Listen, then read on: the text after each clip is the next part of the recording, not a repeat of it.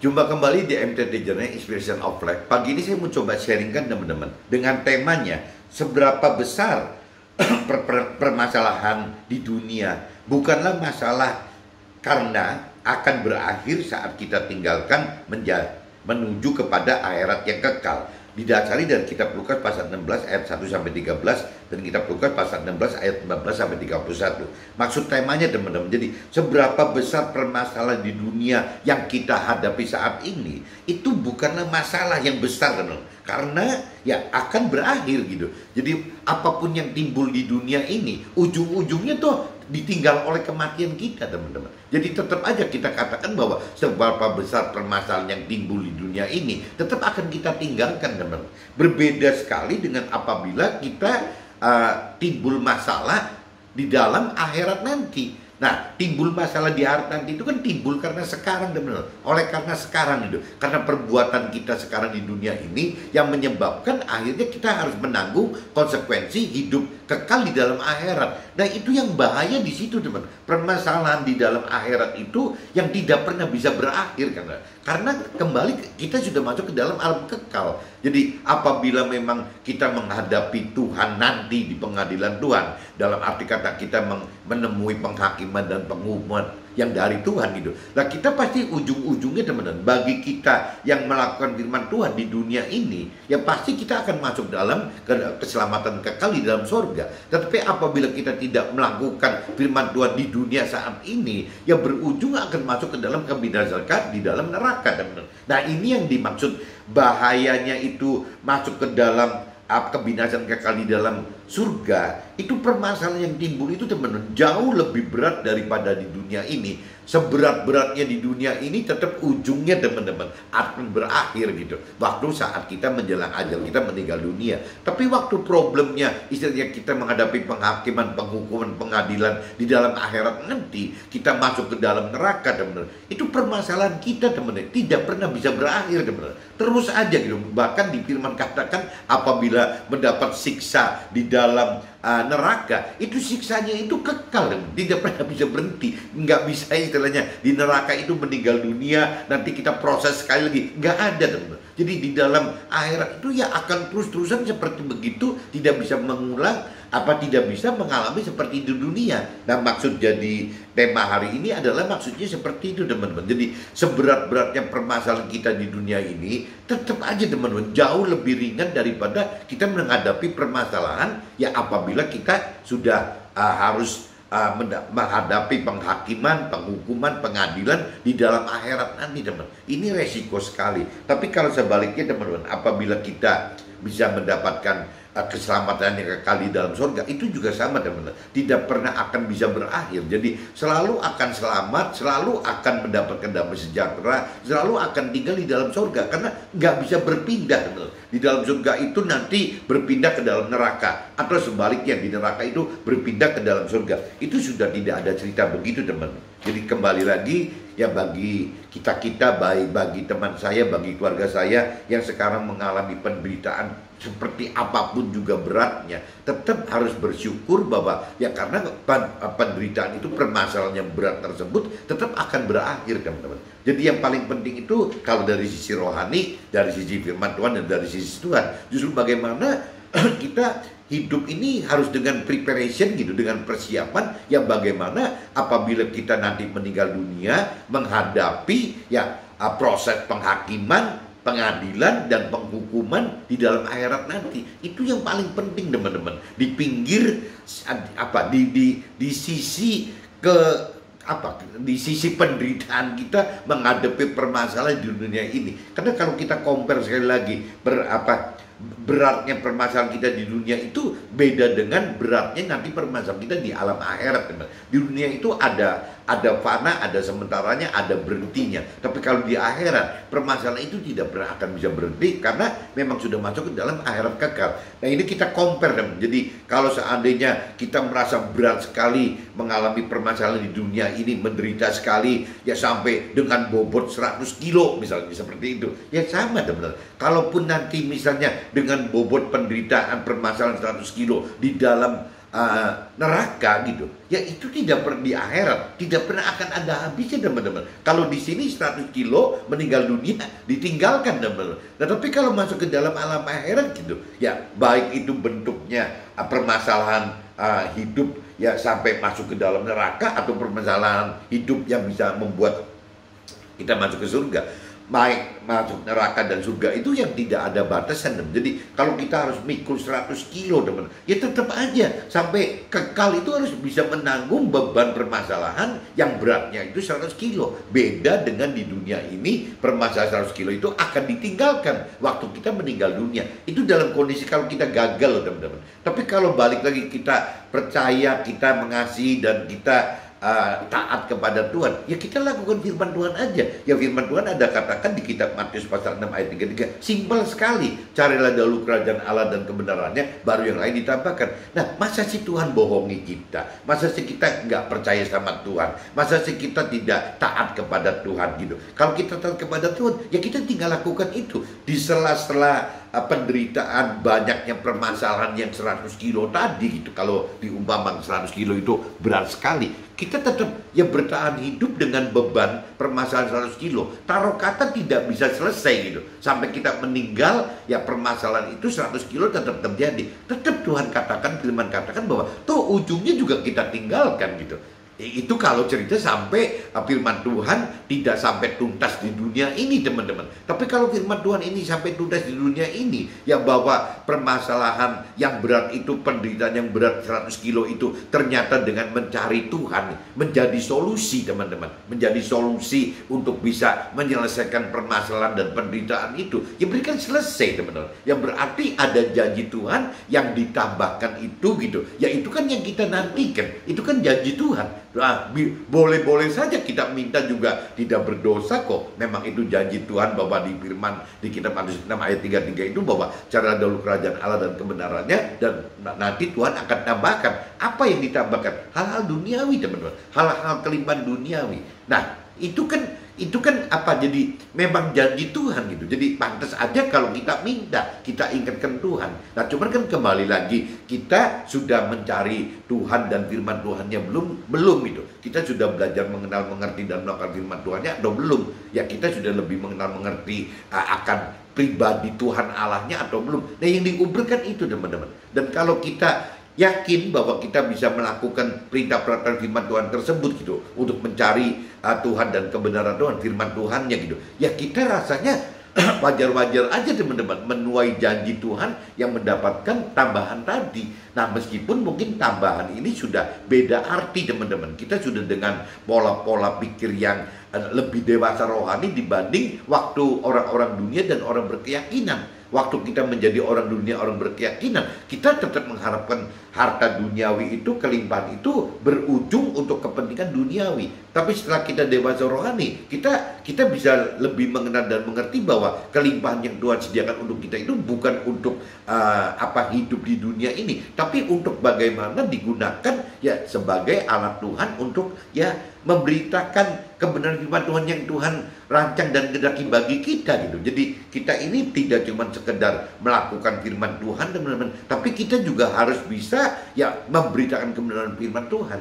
Ini tugas kita di marketplace di dunia sekuler teman-teman, sebagai pengusaha, sebagai orang karir dan sebagai buruh gitu. Itu beda teman-teman dengan mentor rohani dan rohaniawan. Kalau orang yang diberi talenta oleh Tuhan menjadi mentor rohani atau rohaniawan, biasanya kan bicara bagaimana mengajarkan kepada kita gitu, ya orang yang di dunia sekuler, di marketplace, atau sebagai jemaat atau umatnya, teori-teori dasar masalah perintah dan peraturan firman Tuhan teman. Itu kan mau nggak mau kita harus kuasai itu gitu. Ya sama aja kalau kita bicaranya kita punya mobil gitu. Ya kita kan harus menguasai dulu teman-teman, menguasai bisa mengendalikan mobil itu. Nah ini ibaratnya sama firman Tuhan itu seperti itu teman. Kalau kita pengen hidup benar gitu ya, kita harus menguasai firman Tuhan dulu. Nah adapun nanti waktu kita mengendarai firmannya, waktu kita mengendarai mobilnya, itu kan urusan kita masing-masing teman-teman. Bukan istilahnya gurunya yang kasih apa private, kasih les gitu, kasih teori-teori yang nyetir kan kita, bukan mentor rohani atau rohaniwan.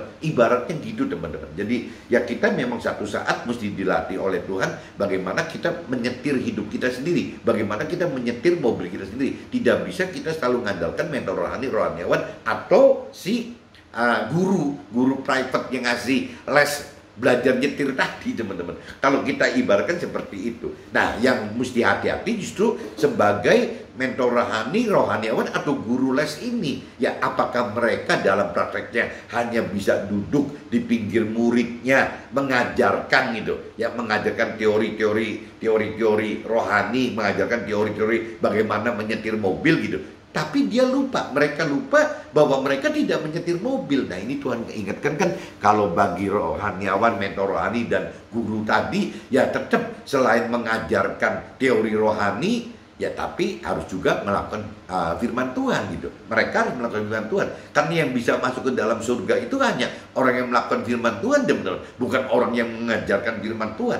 Begitupun dengan kita, teman-teman. Kita harus hati-hati. Jangan sampai kita memberitakan firman Tuhan, terus kita tidak melakukan firman Tuhan. Nah, ingat lagi, yang akan masuk ke dalam surga itu adalah yang melakukan firman Tuhan, bukan yang mengajarkan firman Tuhan bagi mentor rohani dan rohaniawan, atau bukan memberitakan kebenaran firman Tuhan lewat kesaksian hidup kita bersama Tuhan dalam firman Tuhan, ya oleh kita-kita nih, yang di marketplace dan di dunia sekuler ini, oleh pengusaha, oleh orang karir, dan oleh buruh. Itu tidak cukup begitu, teman-teman. Jadi selain kita memberitakan kebenaran firman Tuhan lewat kesaksian hidup kita, ya kita juga harus melakukan firman Tuhan gitu. Jadi kembali lagi, yang melakukan firman Tuhan itu adalah yang akan masuk ke dalam surga. Yang mengenal firman Tuhan tidak mengerti dan tidak melakukan firman Tuhan, ya pasti tidak akan masuk surga.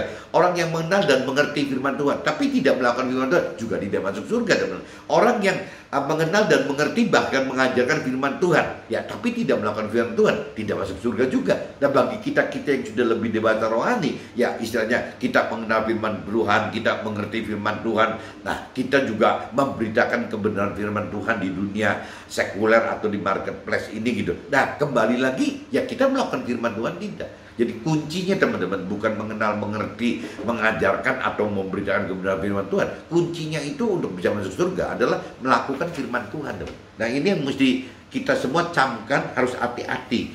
Nah ini nanti sebelum saya masuk draft, teman-teman, saya pikir lebih baik saya masuk ke dalam firmannya dulu supaya jadi nggak kagok gitu waktu ngobrol di draftnya gitu, waktu sharing di draftnya gitu.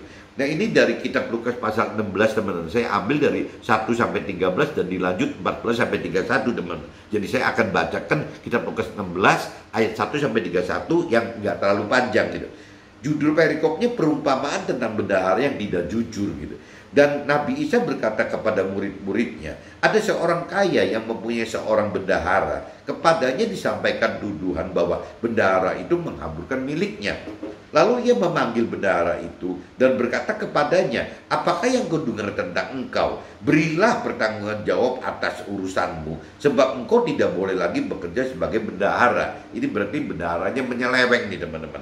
Kata bendahara itu di dalam hatinya, apakah yang harus aku perbuat? Tuanku memecat aku dari jabatanku sebagai bendahara, mencangkul aku tidak dapat, mengemis aku malu. Ini si bendahara lagi mikir nih, karena orang pinter jadi lagi mikir, nanti kalau saya dipecat saya bisa apa gitu, nyangkul nggak bisa gitu, ngemis dia juga malu gitu. Nah aku tahu apa yang akan aku perbuat, supaya apabila aku dipecat dari jabatanku sebagai bendahara, ada orang yang akan menampung aku di rumah mereka. Jadi si bendahara ini berpikir nih caranya gimana ngakalin supaya waktu dipecat tidak sampai susah-susah banget gitu. Lalu ia memanggil seorang demi seorang yang berhutang kepada tuannya. Katanya kepada yang pertama, berapakah hutangmu kepada tuanku? Jawab orang itu, 100 tempayan minyak. Lalu katanya kepada orang itu, inilah surat hutangmu, duduklah dan buat surat hutang lain, sekarang juga 50 tempayan. Jadi bendahara ini ngakalin, teman-teman, ngakalin tuannya gitu dengan cara langganan tuannya itu malah dikasih dispensasi, ya potongan-potongan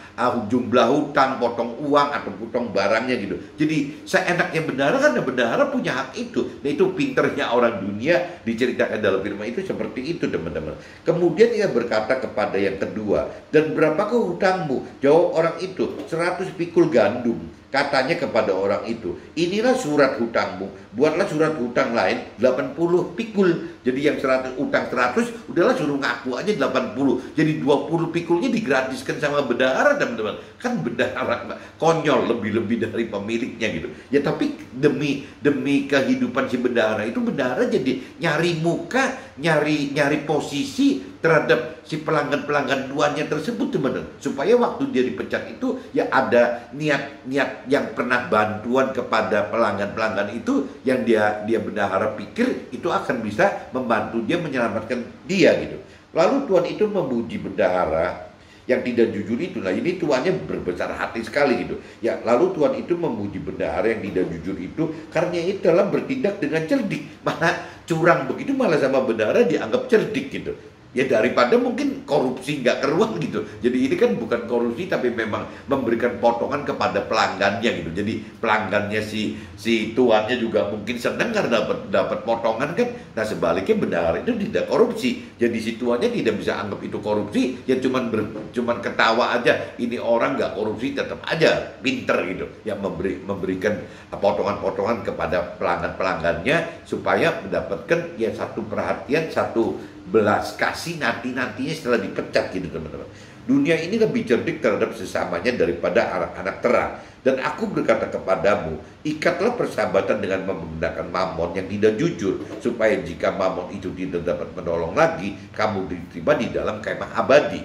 Nah ini cerita sepintas, istilahnya orang dunia itu pinter sekali bagaimana manfaatkan mamon itu untuk kepentingan-kepentingan seperti itu, teman-teman.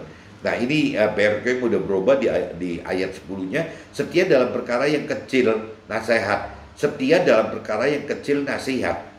Barang siapa setia dalam perkara-perkara kecil, ia setia juga dalam perkara-perkara besar. Dan barang siapa tidak benar dalam perkara-perkara kecil, ia tidak benar juga dalam perkara-perkara besar. Ya memang prinsipnya dasarnya orang seperti itu, teman-teman. Jadi kalau orang itu pengen hal kecil pun harus benar-benar harus bisa bertanggung jawab gitu.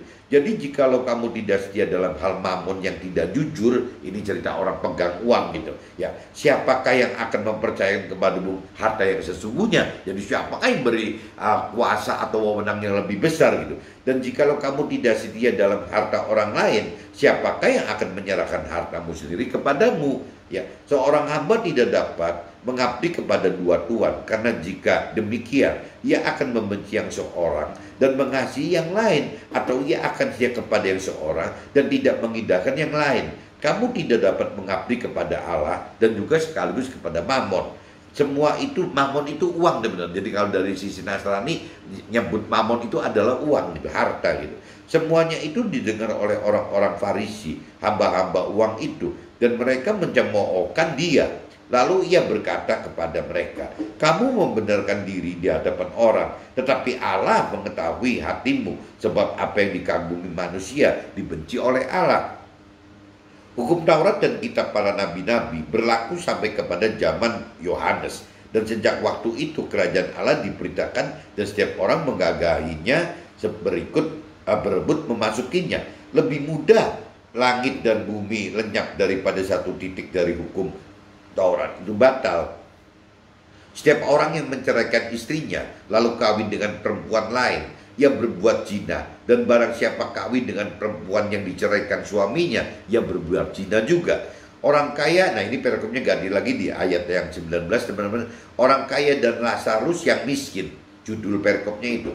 Ada seorang kaya yang selalu berpakaian jubah ungu dan kain halus, dan setiap hari ia bersukaria dalam kemewahan. Dan ada seorang pengemis bernama Lazarus, badannya penuh dengan borok, berbaring dekat pintu rumah orang kaya itu, ya, dan ingin menghilangkan laparnya dengan apa yang jatuh dari meja orang kaya itu. Malahan anjing-anjing datang menjilat boroknya. Kemudian matilah orang miskin itu, lalu dibawa oleh malaikat-malaikat ke pangkuan Abraham. Orang kaya itu juga mati, lalu dikubur, dan sementara ia menderita sengsara di dalam maut, ia memandang ke atas dan dari jauh dilihatnya Abraham, dan Lazarus duduk di pangkuannya. Lalu ia berseru katanya, Bapak Abraham, kasihlah aku, suruhlah Lazarus supaya ia mencelupkan ujung jarinya ke dalam air dan menyejukkan lidahku, sebab aku sangat kesakitan dalam nyala api itu. Nah ini teman-teman, kalau kita baca ayat 23 dan 24 teman-teman, kalau kita percaya Tuhan, kita percaya firman Tuhan, itu kalau orang masuk neraka itu alami seperti ini loh teman-teman. Jadi berat sekali. Ya seperti contoh orang kaya itu juga mati lalu dikuburkan, dan sementara ia menderita sengsara di alam maut. Tuh, waktu di dunianya dia orang kaya sekali loh, tapi waktu masuk ke dalam neraka gitu, ya di alam maut, ia malah hidup menderita sengsara di situ gitu. Ya, dan ia memandang ke atas, dan dari jauh dilihatnya Abraham, dia cuma bisa melihat Abraham dan Lazarus, tidak bisa mendatanginya gitu, karena ada jarak antara jurang yang dalam sekali antara surga dan neraka. Nah, lalu yang di ayat 24 teman-teman, lalu ia berseru katanya, Bapak Abraham, kasihanilah aku, suruhlah Lazarus supaya ia mencelupkan ujung jarinya ke dalam air dan menyejukkan lidahku, sebab aku dapat kesakitan dalam nyala api itu. Coba teman-teman bayangin, semenderita-menderitanya kita di dunia ini teman-teman, ya kalau cerita untuk mendapatkan satu tetes air dari jari kita gitu, ya masih mudah. Jangankan satu tetes air di jari kita, ngambil segelas atau ngambil satu guci atau satu gentong atau satu ember itu juga mudah, kalau cuman ceritanya air doang loh. Kalau bicara air. Tapi kalau kita bicara di neraka teman-teman, minta air satu gelas aja udah jadi kendala. Jangankan satu gelas, apalagi seember atau segentong gitu. Ya satu tetes di ujung jarinya Lazarus aja orang kaya itu tidak bisa mendapatkan itu. Jadi teman-teman mesti ngebayangin, kalau kita percaya Tuhan, kita bisa ngebayangin bahwa alangkah beratnya gitu ya apabila kita meninggal dunia, ya masuk ke dalam neraka, di mana kita akan mendapatkan ya hukum yang kekal teman-teman. Ini sampai setetes air pun tidak ada. Jadi kalau kita bicara kembali ke temanya teman-teman, apabila kita mau berkata kepada diri kita bahwa aduh hidup ini kok di dunia ini menderita banget ya, oh ya, permasalahan kok banyak banget. Yang tadi dikatakan ya, permasalahan kita, penderitaan kita itu apakah sampai sudah seberat ya setetes air di ujung jari untuk diminumkan ke tetes di lidah kita teman-teman? Ya, kita rasanya belum begitu loh. Ya kalau kita menderita seperti apapun juga di dunia, beratnya permasalahan kita kayak apapun juga beratnya di dunia, masa sih nggak bisa minum setetes di lidah kita?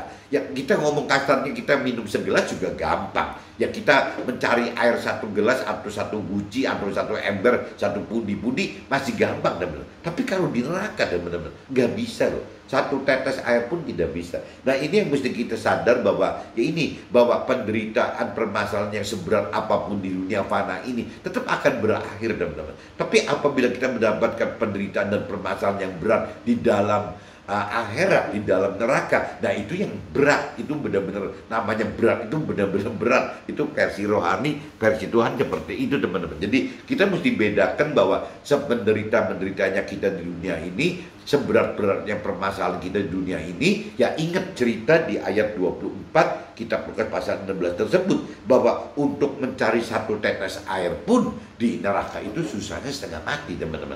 Jadi penderitaan di neraka itu akan benar-benar berat sekali teman-teman, bukan seperti di sini. Nah kalaupun di dunia dikatakan bahwa berat dan besar permasalahannya, itu tetap waktu, dalam arti kata waktu itu akan berakhir teman-teman. Ya kalau misalnya 70-80 tahun, tetap penderitaan permasalahan itu akan berakhir pada 70-80 tahun. Tapi kalau bicara di neraka teman-teman, batasnya kan tidak ada 70-80 tahunnya. Nah ini kan berarti penderitaan permasalahannya tidak akan pernah habis teman-teman. Nah ini bahayanya kalau kita tidak melakukan firman Tuhan dari di dunia saat ini agar terhindar dari neraka yang kekal itu, ya itu teman-teman. Makanya kita harus benar-benar, kalau dari sisi firman Tuhan diajarkan bahwa kita itu harus mencari Tuhan dulu, ya kita harus mencari firman Tuhan dulu agar kita lepas dari neraka. Nah, adapun nanti Tuhan kasih tambahan di dunia ini, kita masih, dan tinggal masalahnya penggunaan kelimpahan duniawi yang Tuhan berikan kepada kita sebagai janji Tuhan itu akan kita gunakan sebagai apa? Ya, saya percaya apabila kita sudah lebih mengenal, sudah lebih mampu mengerti firman Tuhan, sudah benar-benar melakukan firman Tuhan sehingga iman kita naik gitu, level iman kita naik, rasanya kebutuhan duniawi itu tidak akan dipakai untuk kebutuhan duniawi lagi teman-teman. Ya bahkan saya ada istilahkan kalau di kalimat inspirasi saya, bahwa yang namanya kelimpahan di dalam kebenaran, dalam arti kata kelimpahan setelah kita mengenal kebenaran, kelimpahan itu tidak akan menjadi kelimpahan lagi, teman-teman. Kelimpahan itu menjadi alat untuk keselamatan sesama kita. Nah, kitanya hanya bicara dari kecukupan. Dari kalau kita sudah lebih dewasa rohani, apa bedanya, teman-teman? Kita berlimpah dengan tidak berlimpah. Ya karena ujungnya itu, kalau dalam firman Tuhan, kita melakukan firman Tuhan gitu. Ya Tuhan janjikan selama kita melakukan firman Tuhan, Tuhan janji kecukupan buat kita kok. Nah sebaliknya teman-teman, apabila kita sudah hidup benar, mendapatkan kelimpahan itu, juga kepengertian kita udah berubah, tetap ujungnya juga mendapat kecukupan. Jadi bersama Tuhan itu sebenarnya bagaimana kita hidup dengan berkecukupan, teman-teman. Jadi sesuai keperluan kita, selama kita cukup dan keperluannya kita memang perlu gitu, ya Tuhan selalu cukupi kok, tidak ada. Kalau cukup Tuhan anggap bahwa kita harus dicukupi karena kebutuhan naik jet pribadi, karena kebutuhan kecepatan kita untuk bisa melakukan pelayanan untuk Tuhan, ya kenapa Tuhan nggak siapkan jet pribadi? Mudah-mudah sekali balik Tuhan untuk seperti itu. Ya kalau memang Tuhan anggap bahwa kita ini perlu tampil show force bagi orang-orang yang belum mengerti akan firman Tuhan, dengan kita show force kekayaan kita, ya kenapa sih buat Tuhan mudah sekali kok memberikan kekayaan kepada kita untuk bisa di posisi itu, meskipun kita tidak menikmati kekayaan kita, teman-teman. Nah ini yang kita mesti sadarin, bahwa buat Tuhan itu bukan bicara irit atau tidak memiliki. Tuhan kita kan maha kaya, teman-teman. Jadi apapun juga Tuhan bisa adakan selama kita tidak menjadi jadi kendala gitu. Jangan sampai urusan mamon misalnya, soal kelimpahan, soal harta benda itu menjadi beban buat kita sebagai pelaku firman-Nya, teman-teman. Yang Tuhan takut cuma itu, teman-teman. Tapi kalau pengadaan bentuk-bentuk bendanya, harta bendanya, buat Tuhan mudah sekali, karena Tuhan itu maha kaya dan maha pencipta. Jadi apapun juga Tuhan bisa buat, teman-teman. Nah ini teman-teman mesti sadar, hati-hati di situ. Jadi saya kembali lagi tema hari pagi ini, saya ingatkan bahwa penderitaan, permasalahan yang sebesar apapun juga di dunia ini tetap ada akhirnya, teman-teman. Karena ada kunci 70-80 tahun. Tapi kalau kita sudah mendapatkan penderitaan dan permasalahan besar di dalam akhirat, nah ini yang resiko, teman-teman. Karena akan terus seperti itu gitu. Mudah-mudahan teman nangkap maksud saya gitu. Tetapi Abraham berkata, "Anak, ingatlah bahwa engkau telah menerima segala yang baik sewaktu hidupmu, sedangkan Lazarus segala yang buruk. Sekarang ia mendapat hiburan dan engkau sangat menderita." Nah ini kalau di ayat 25, Abraham mengingatkan bahwa hidup kita di dunia itu bukan untuk senang-senang aja, teman-teman. Bagaimana untuk mencari target kesuksesan duniawi, bagaimana mencari kebahagiaan duniawi gitu, bagaimana untuk memenuhi nafsu dunia, bukan itu loh. Ya ini yang diingatkan bahwa apa sih, kalau sampai kita hanya bertarget itu, yang dikhawatirkan nanti berujungnya masuk neraka, dan seperti orang kaya tersebut gitu. Selain daripada itu, di antara kami dan engkau terbentang jurang yang tak terseberangi, supaya mereka yang mau pergi dari sini kepadamu, ataupun mereka yang mau datang dari situ kepada kami tidak dapat menyeberang. Baik yang surga yang mau nolongin yang di neraka nggak bisa, baik yang di neraka mau minta tolong kepada dalam surga juga nggak bisa, karena ada jurang yang memang tidak terseberangi. Abraham katakan gitu. Kata orang itu, "Kalau demikian aku minta kepadamu." Ya Bapak Abraham itu ya apakah supaya engkau menyuruh dia ke rumah ayahku, suruh Lazarus ke rumah ayahnya si orang kaya tersebut gitu di dunia, sebab masih ada 5 orang saudaraku, supaya ia memperingati mereka dengan sungguh-sungguh agar mereka jangan masuk kelak ke dalam tempat penderitaan itu. Jadi si orang kaya itu minta tolong sama Nabi Abraham untuk bisa mengurus Lazarus kepada keluarganya mereka, karena masih ada 5 orang lagi katanya. Tetapi kata Abraham, ada pada mereka kesaksian Musa dan para nabi, baiklah mereka mendengarkan kesaksian itu. Nah kita yang sadar dengan sharing pagi ini, teman-teman, ya maksudnya ya sudah ada tuh yang namanya kesaksian Musa dan para nabi. Di mana? Ya di firman Tuhan, teman-teman. Makanya dibaca firman Tuhan ya gitu. Nah kalau sampai kita mau mendengarkan firman Tuhan tersebut, ya rasanya kita akan terselamatkan gitu. Jawab orang itu, "Tidak, Bapak Abraham, tetapi jika ada seorang yang datang dari antara orang mati kepada mereka, mereka akan bertobat. Nah, si orang kaya ngotot lagi. Kayaknya kalau cuma bicara firman itu nggak mempan, teman. Cuma utus orang aja gitu. Ya orang di antara orang mati kepada mereka, jadi mereka sadar karena sudah Lazarus kan mengalami kematian gitu. Kata Abraham kepadanya, jika mereka tidak mendengarkan kesaksian Musa dan para nabi, mereka juga tidak akan mau diyakinkan sekalipun oleh seorang yang bangkit dari antara orang mati. Jadi kalaupun Abraham kirim Lazarus dibangkitkan lagi gitu untuk bisa memperingati 5 saudaranya tadi, itu juga kata Nabi Abraham percuma gitu. Jadi kuncinya kita nggak perlu harus ngalami apa-apa lagi, tinggal kita percaya nggak gitu bahwa ya contohnya di kitab Matius pasal 6:33 tadi, bahwa carilah dahulu kerajaan Allah, carilah Tuhan dan firman Tuhannya. Ya itu sebatas itu aja, teman. Kalau kita bisa percaya itu, ya sudah lakukan itu. Intinya gitu, teman-teman. Nah ini saya coba masuk ke draft aja, teman-teman, takut nggak keburu gitu.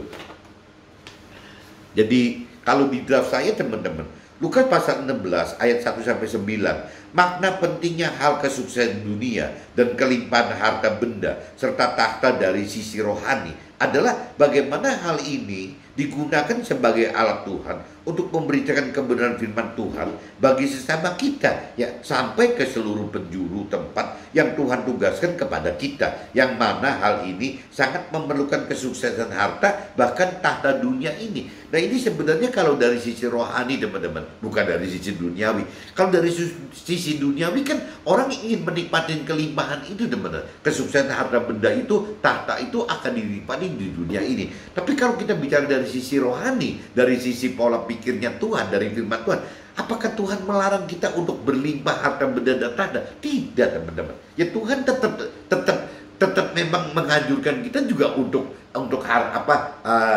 bisa mendapatkan harta benda dan tahta tersebut. Cuman Tuhan katakan sebelum kita mendapatkan harta dan tahta tersebut, ya kita juga harus mengenal dan mengerti akan, yaitu mencari Tuhan dan kebenaran firman Tuhan dulu, sehingga kita tahu gitu ya apa yang Tuhan rancang kehendaki bagi kita. Kalau kita tidak mencari Tuhan dulu, kita tidak tahu, teman-teman. Akhirnya waktu kelimpahan harta benda dan tahta itu datang, ya kita nikmatin secara duniawi. Tapi kalau kita sudah lebih mengenal mengerti akan firman Tuhan lebih dulu, kelimpahan itu datang baik berupa harta benda dan tahta, itu malah akan Tuhan pakai sebagai alat memberitakan kebenaran firman Tuhan kemana-mana, teman-teman.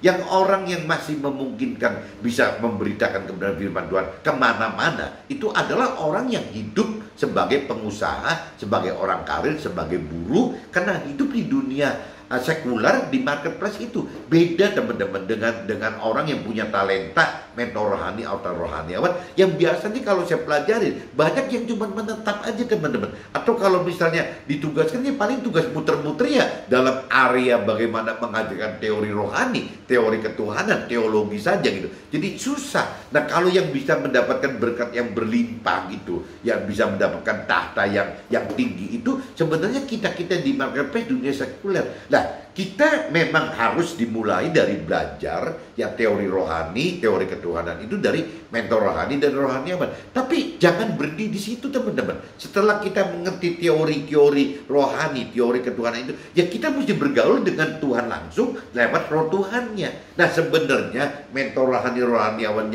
yang bagus gitu, yang benar, itu juga sama, teman. Jangan sampai dia pengen jadi Tuhannya gitu. Ya dia cuma cukup mengajarkan teori rohani, teologi itu, teori ketuhanan itu. Dan setelah itu harus bisa mentor rohani dan rohani mengajarkan jemaat umatnya untuk dilatih kontak langsung dengan roh Tuhan, teman. Harusnya seperti itu, teman-teman. Kalau buat saya pribadi, saya tidak mendapatkan mentor rohani dan rohaniawan macam begitu. Tapi Tuhan, karena saya benar-benar terpepet oleh masalah dan penderitaan, akhirnya Tuhan bukakan juga, teman-teman, ya bahwa untuk bisa survive, ya harus hidupkan roh Tuhan. Tapi sebenarnya ya kalau seperti hari ini saya sharing ke teman-teman kan, saya selalu push ke teman-teman bahwa ya you harus bisa menghidupkan roh Tuhan. You harus menghidupkan roh Tuhan. Tidak bisa hidup itu hanya dari firman Tuhan itu. Jadi mesti gabungan antara firman Tuhan sebagai peta kebenaran hidup kita dan bagaimana kita menghidupkan yang namanya roh Tuhan sebagai kompas kebenaran hidup kita. Nah, saya tidak pernah didapat input ini dari mentor rohani dan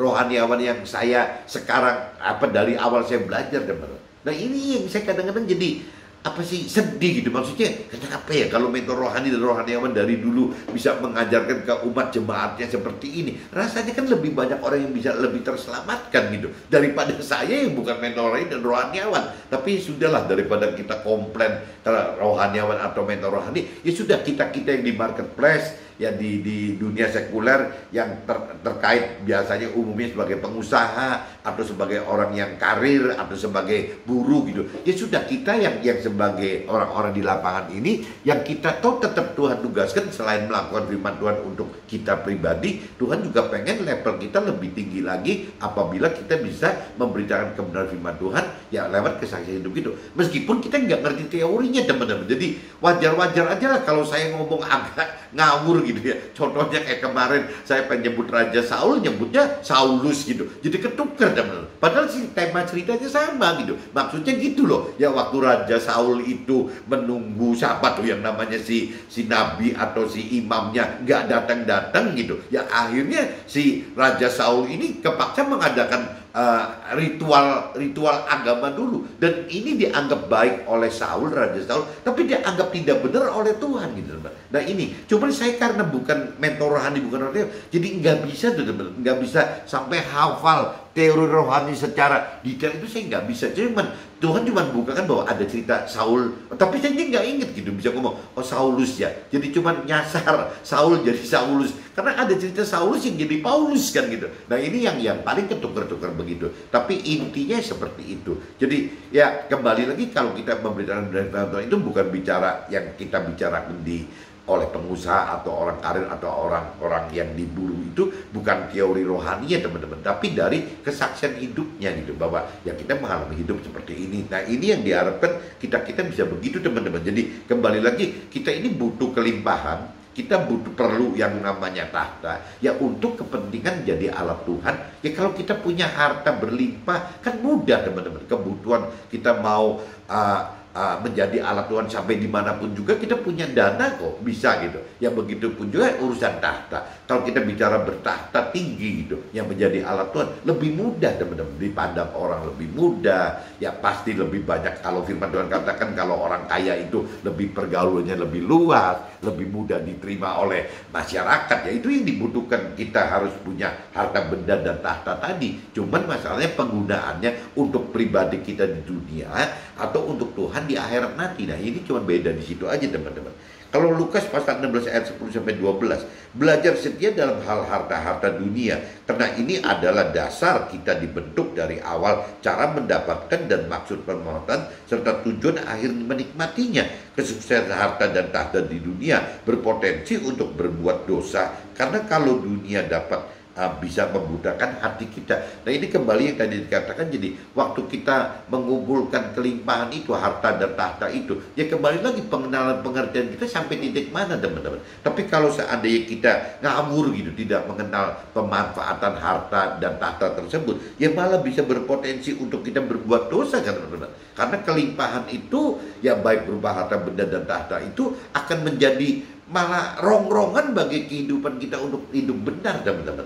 Nah karena kita bisa egois, ya karena kita merasa bahwa kita sudah kaya, kita harta benda kita banyak, ya tahta kita sudah dianggap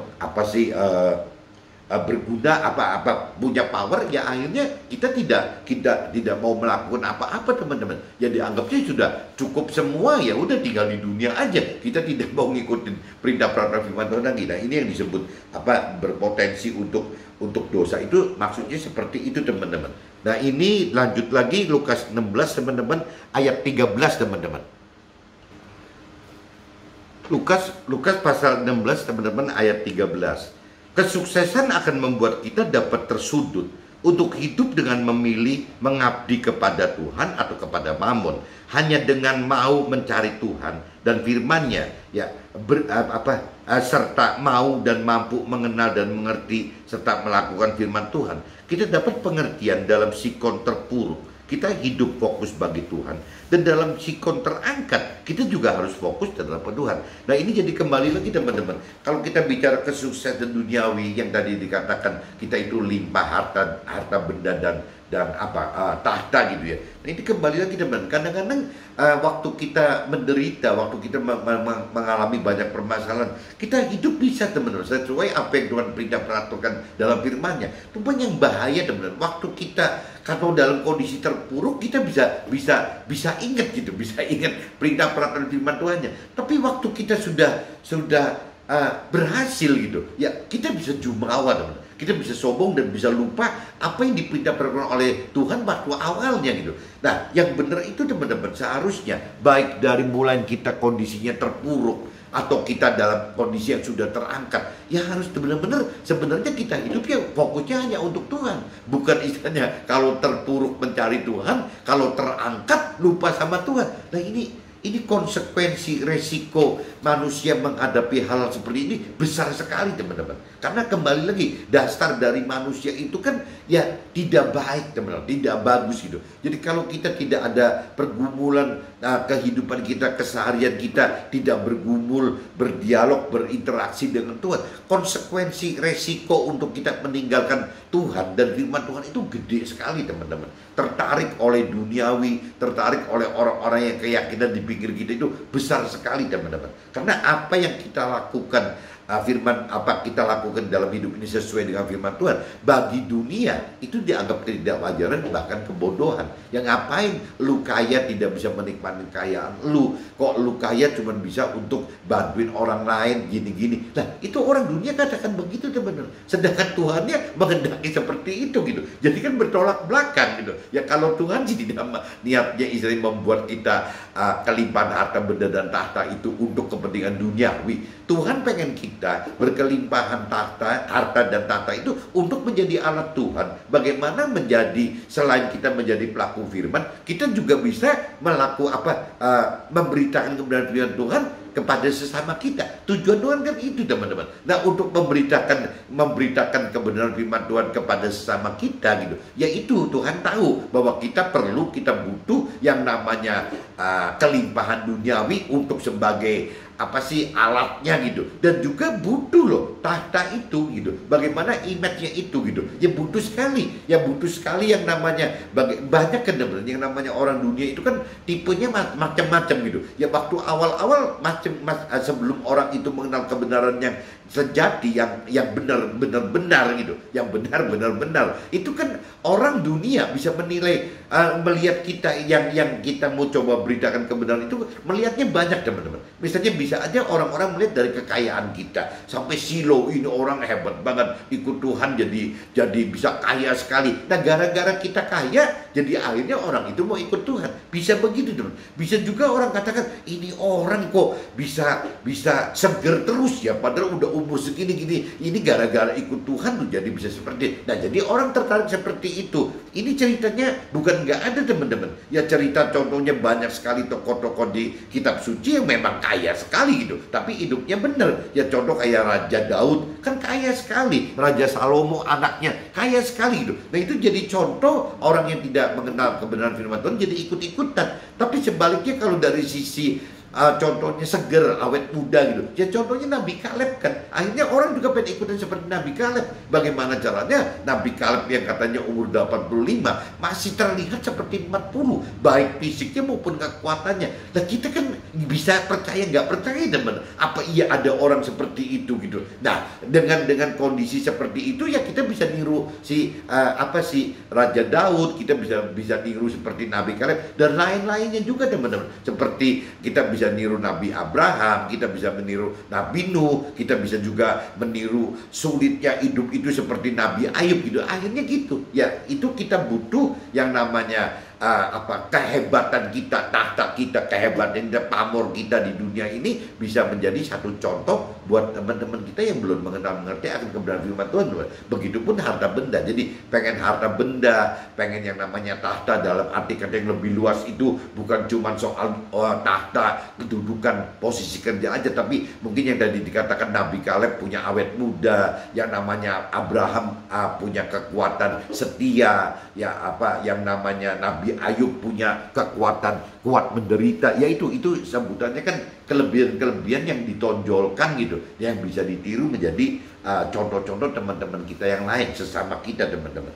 Lukas pasal 16 ayat 14 sampai 18. Parameter hidup bagi orang dunia dan berkeyakinan adalah target dunia dan bahagia dunia serta pemenuhan hal-hal nafsu duniawi gitu. Hal-hal inilah yang dikagumi dunia, tetapi semua ini dibenci dan bertolak belakang dengan parameter Tuhan, yaitu target keselamatan hidup kekal, damai sejahtera di dalam akhirat, serta hidup di dalam surga. Nah ini teman-teman, kalau cerita di Lukas pasal 16 14 sampai 18, ini parameternya teman. Parameter kita hidup itu mau taruh di mana gitu. Kalau parameter kita di dunia, ya kita akan ke bawah dunia. Orang dunia biasanya mirip-mirip dengan orang berkeyakinan. Orang berkeyakinan maksudnya orang yang sudah mengaku beragama, bertuhan, tapi tidak mengenal dan tidak mengenal pribadi Tuhan dan tidak mengenal firman Tuhan dengan benar gitu. Itu orang berkeyakinan. Orang dunia dan orang berkeyakinan pada dasarnya prinsipnya itu bagaimana mentargetkan diri hidup sebagai sukses duniawi, bahagia duniawi, memenuhi nafsu-nafsu dunia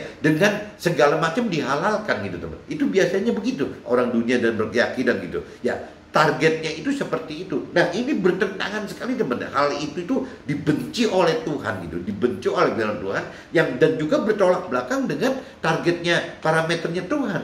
Target parameter Tuhan adalah bagaimana mendapatkan keselamatan akhirat, bagaimana mendapatkan damai sejahtera di akhirat, gitu. Bagaimana tinggal di dalam surga gitu. Itu targetnya Tuhan itu. Bahkan Tuhan pengen kita jangan cuma sekedar masuk ke dalam surga sebagai warga surga biasa, tapi Tuhan pengen kita masuk sebagai keluarga Tuhan atau posisi kita tinggi teman-teman di dalam surga. Karena di dalam surga itu kan ada tingkatan level posisinya. Jadi jangan sampai cuma masuk ke dalam level warga surga gitu. Nah kita mesti minimal kan naik satu level, di atasnya 2 level, 3 level, 4 level, 6 level, 7 level. Kita harus di posisi seperti itu teman-teman. Harus naik setinggi mungkin. Nah untuk bisa setinggi mungkin itu ya kita harus berbuat apa yang diperintah peraturan firman Tuhan dari sekarang hidup di dunia ini, yang menentukan posisi kita. Ya dasarnya tadi dari level iman kita. Kalau level iman kita naik, berarti di posisi surga juga naik. Nah untuk menaikkan level iman kita di dunia ini, ya kita butuh mengenal firman Tuhan lebih dalam. Kita mampu mengerti firman Tuhan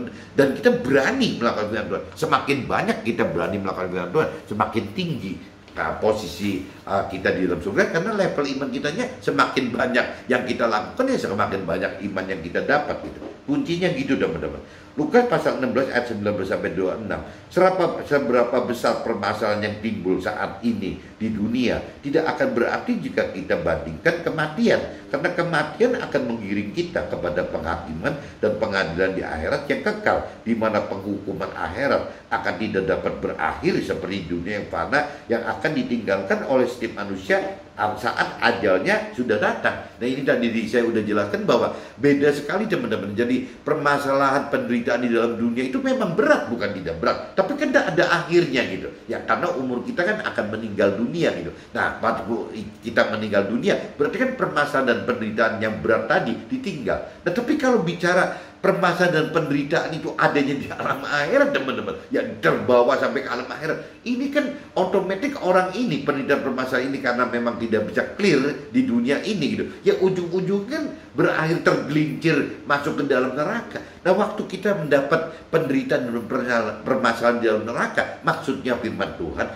ini tidak pernah ada berujungnya teman-teman, tidak berujung bisa ditinggal oleh kematian, karena di dalam neraka tidak ada kematian, ya adanya alam kekal. Berarti kita akan mendapat penderitaan dan permasalahan yang kekal itu. Nah ini yang Tuhan dan firman Tuhan selalu ingatkan, bahwa harus kita bisa bedakan antara penderitaan permasalahan yang kita hadapi di dunia ini dengan nanti kalau di akhirat. Ya di dunia itu nggak ada apa-apanya gitu, penderitaan seperti ini nggak ada apa-apanya. Firman Tuhan katakan begitu. Kenapa? Karena maksudnya kalaupun kita berat sekali menderita di dunia, toh ada akhir ditinggal oleh kita saat kita meninggal dunia gitu. Tapi kalau di akhirat kita tetap tidak pernah akan bisa meninggal dunia lagi teman. Gimana caranya gitu? Berarti kita harus hidup selalu di neraka dalam kondisi menderita dan bermasalah gitu.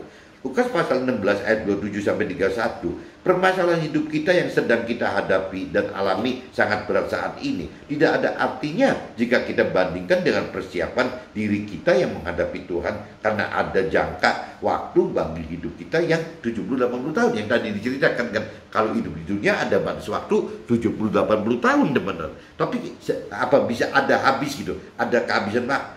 Nah ini yang mesti dihati-hati teman-teman. Apabila kita pengen melakukan firman Tuhan, berarti kita harus mampu mengerti firman Tuhan, harus mampu mengerti firman Tuhan, harus mampu mengenal firman Tuhan, dan harus mau mencari firman Tuhan dan Tuhan pribadinya. Nah ini yang mesti diingatkan. Kita kan ada waktu 70-80 tahun hidup kita teman. Apabila kita tidak hati-hati, nanti kita kehabisan waktu teman-teman. Kehabisan waktu untuk bisa nggak sempat melakukan firman Tuhan, karena tidak mampu mengerti firman Tuhan, tidak mampu mengenal firman Tuhan, karena tidak sempat mencari firman Tuhan gitu. Ini diingatkan bahwa umur kita hati-hati ya, ada batas 70-80 tahun. Jadi jangan main-main, jangan sampai waktu kita untuk melakukan firman Tuhan ini nggak keburu habis gitu oleh umur kita. Itu satu. Kedua, iblis kan tidak suka teman-teman waktu kita masuk dalam rancangan kehendak Tuhan. Iblis itu tidak suka. Nah ini yang mesti kita hati-hati. Berarti iblis ini juga akan terus berongrong terus teman-teman, mengganggu kita untuk membatalkan kita bisa melakukan firman Tuhan. Nah ini teman-teman mesti hati-hati.